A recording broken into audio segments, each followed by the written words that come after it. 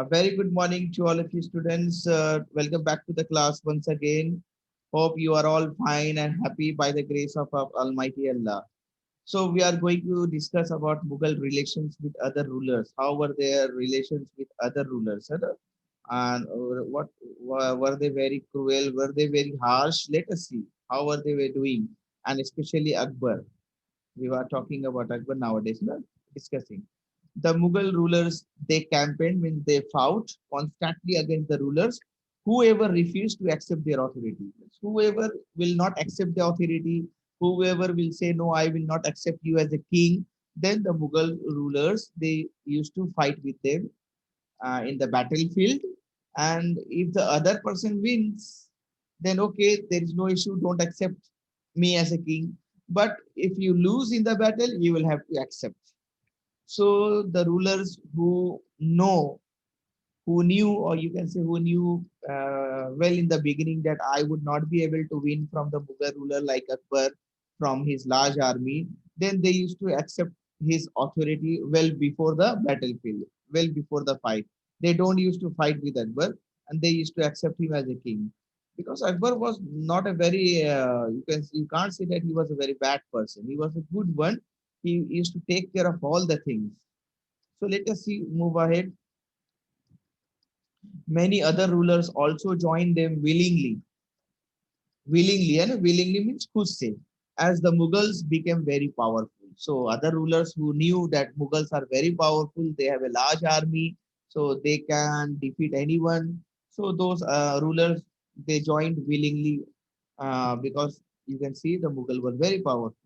The Rajputs are a good example of these. They were a good example. They have joined hands with Akbar. Many of them married their daughters in the Mughal families. You can see many of them married their daughters in their Mughal families and received high positions.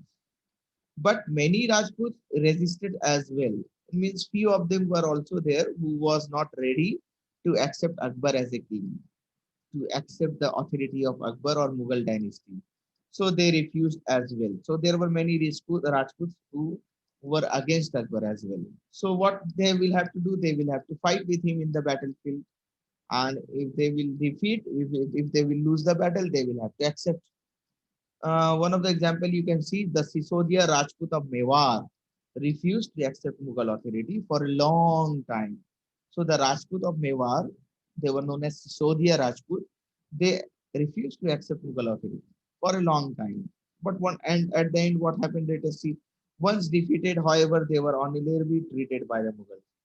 They were defeated in the battlefield, but they were treated honorably. यानी अकबर ने उनको बहुत इज्जत से पेश आया उनके साथ. Even after defeating them, he was treating them with honor. Given their lands back, उनके जमीन उनको वापस कर दिया. Akbar has given their lands back to them as assignment and asked them to look after their people in a good way, and that is known as Watan Jagir. Means they have Akbar has made them Watan Jagir, but they will have to give them a few taxes, few taxes, because Akbar will protect them also from other attacks, from the attacks of other persons. Even Akbar will take take care of them in the time of need. Suppose there is an earthquake or there is a dry season, so Akbar will help them also in that time. So that's why Akbar used to defeat the other ruler, but he did not dishonor them. He used to honor them very in a good way.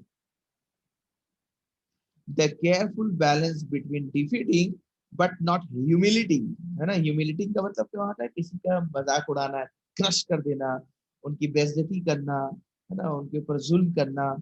That is known as by humiliating. So Akbar was not humiliating anyone after defeating them. Akbar उनको हराने के बाद फिर भी उनकी बेइज्जती नहीं करते थे, उनको क्रश नहीं करते थे, उनको एम्बैरेस नहीं करते थे. He was not humiliating. So he was maintaining this balance, defeating but not humiliating. And that policy of Akbar, defeating but not humiliating, enabled Mughals to extend their effect over many kings and many chieftains. Everyone was knowing now that okay, if I will fight with Akbar, Even if I lose, Akbar will not crush me. Akbar will not humiliate me. Akbar will give me my land back to me and give me the authority as well. And he will appoint me as Watan Jagir also. Means I will be the queen only of that place, even after the defeat. But I will have to pay certain taxes. That is the only thing.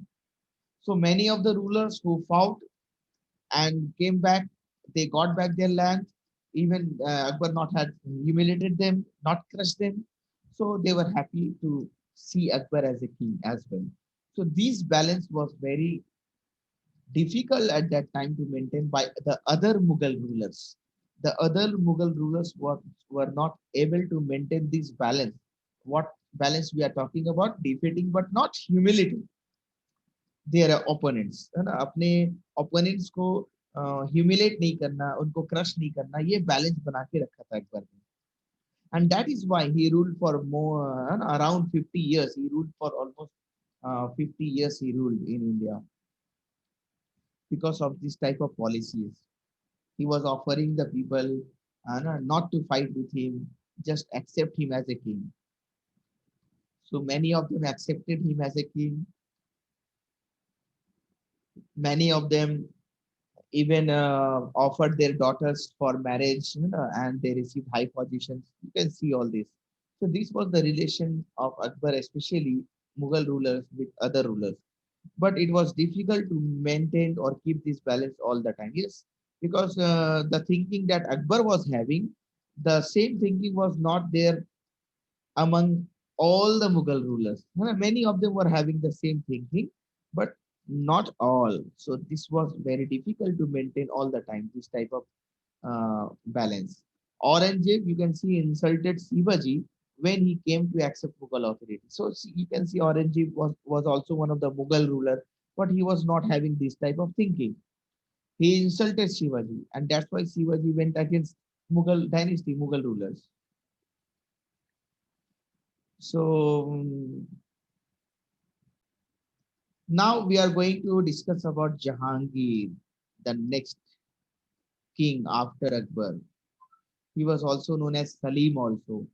Jahangir succeeded to the throne after his father Akbar's death in the year 1605 because he was ill, and at the age of around, you can say, at a very old age, Akbar died because of illness. So Jahangir succeeded to the throne after his father.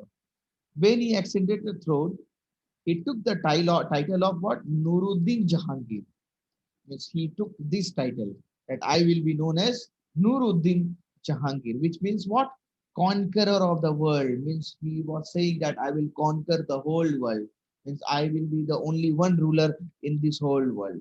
That was the thinking of him, and that's why he took this title, Nuruddin Jahangir. Jahangir continued the policies of his father. You can see over here, Jahangir, the son of Akbar, he started following the policies of his father. He continued all those policies, means defeating but not humiliating, and even marrying, and even giving chances to other rulers, and to get the chances also, getting the chances also that you can accept me as a king. He was sending his person to other rulers so that they can think of and they can accept Jahangir as a king as well. If they don't accept, then what it means? Then they will have to fight in the battle. So the same policy was followed by Jahangir as well after his father. Let us see about his campaign and about his achievement also, what he did in 1613. So he ascended the throne in the year 1605. Now we are talking about 1613. Around 8 years, after 8 years, Jahangir marched against Rana Amar Singh of Mewar. You can see again the Rajput of Mewar was not accepting Jahangir as a king. So in 1613, Jahangir marched against Rana Amar Singh. Rana Amar Singh was defeated and he accepted Mughal service afterwards. So, what is the idea of getting defeated by the Mughals? If you see, if you can't fight with the Mughals or with the large army, then it is better to accept them. So what Rana Amar Singh has done, he accepted Mughal service, but after fighting. And you know, in every battlefield, a lot of lives are lost. Many of the people they die. So what is better for them before dying and without dying, without killing yourself? You, if you can accept the service of others, then it is good.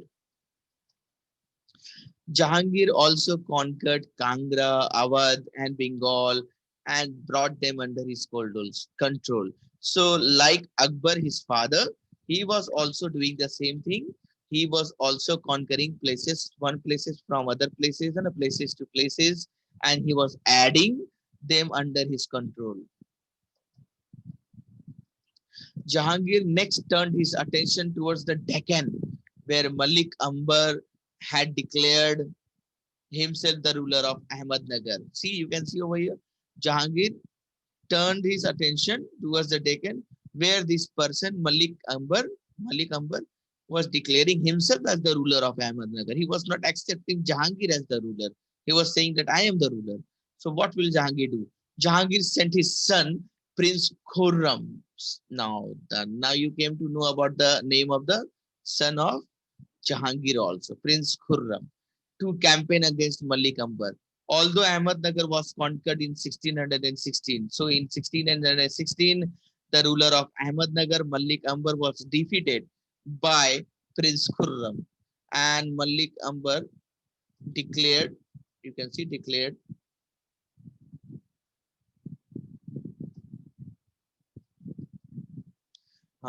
his independence a few years later. So even he was defeated in the year 1616, but he was not killed, है ना? Because they were following the policy of his grandfather or father. है ना? So he was not killed, and because he was not killed, after few years of getting defeated, he again declared himself as independent. Then means the people were not accepting him again and again as a king. Let us see what Jahangir more continued. It is continued part. Although Akbar had conquered Kandahar, the Persians attacked it again in the year 1622 because they were knowing now there is no Akbar, only the son of Akbar are there. So the Persians who were there living in Kandahar, they attacked again in the year 1622. Jahangir wanted to send his son again, Prince Kumar Khurram, to defeat him, but this time Prince Khurram refused. He said, no, I will not go to Kandahar. So maybe there might be some reasons which enabled Persians of Kandahar to conquer the place once again. And that is why this was one of the serious blow to the empire, because that Kandahar was acting as a very important place. It was a place of trade also between India and Central Asia. So as Kandahar was not under the control of the Mughals, so it was a serious blow to the empire, because Jahangir wanted to conquer Kandahar because it was a very important place from the point of view of trading also, because it was acting as a bridge between India and Central Asia. But it was not under the control of the Mughals after Akbar.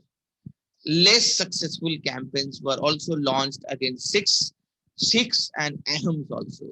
So there were two other groups of people, and not successful campaigns were launched against them as well.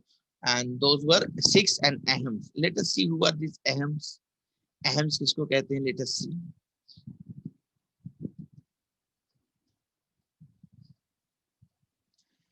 The Ahams is an ethnic group from the Indian state of Assam and Arunachal Pradesh.